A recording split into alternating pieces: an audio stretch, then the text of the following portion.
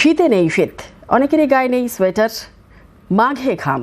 আগামী 7 দিন রাজ্যে জাঁকিয়ে শীতের সম্ভাবনা নেই।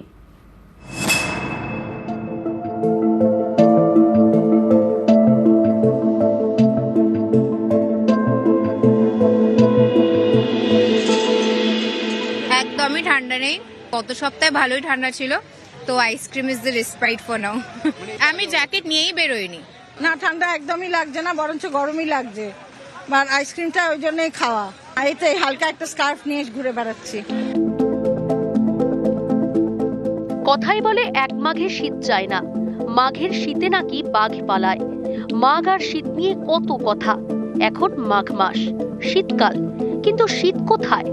মাঘে ঘাম, মাঘে আইসক্রিম, লস্যি।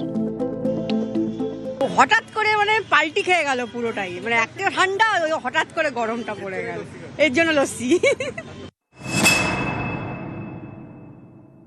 এখন দিনের দৈর্ঘ্যও বাড়ছে, তার জন্য দিনের তাপমাত্রাও কিছুটা বেড়েছে। এই সময় যখন সক্রিয় পশ্চিমী ঝঞ্ঝা আসে, সক্রিয় পশ্চিম ঝঞ্ঝা চলে যাওয়ার পরে ন্যাচারালি আমাদের এই সময় তাপমাত্রা, দিনের তাপমাত্রা ধীরে ধীরে বাড়ার কথা এবং রাতের তাপমাত্রা ধীরে ধীরে বাড়বে। সব থেকে কম যেটা থাকে সেটা হচ্ছে আপনার জানুয়ারির প্রথম থেকে আপনার জানুয়ারি মাঝামাঝি পর্যন্ত সূর্যালোকের পরিমাণ যদি আপনার বাড়ে ধীরে ধীরে, তাহলে তাপমাত্রা, দিনের তাপমাত্রা বাড়বে। আবহাওয়া দফতর জানিয়েছে আগামী 7 দিন দক্ষিণবঙ্গে জাঁকিয়ে শীতের সম্ভাবনা নেই।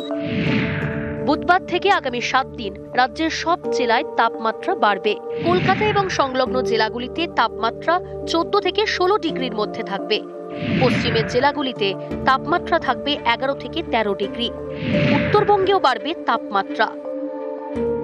উত্তরবঙ্গের ক্ষেত্রে এই রেঞ্জটা 10 থেকে 14 ডিগ্রি সেলসিয়াসের রেঞ্জে থাকার সম্ভাবনা রয়েছে।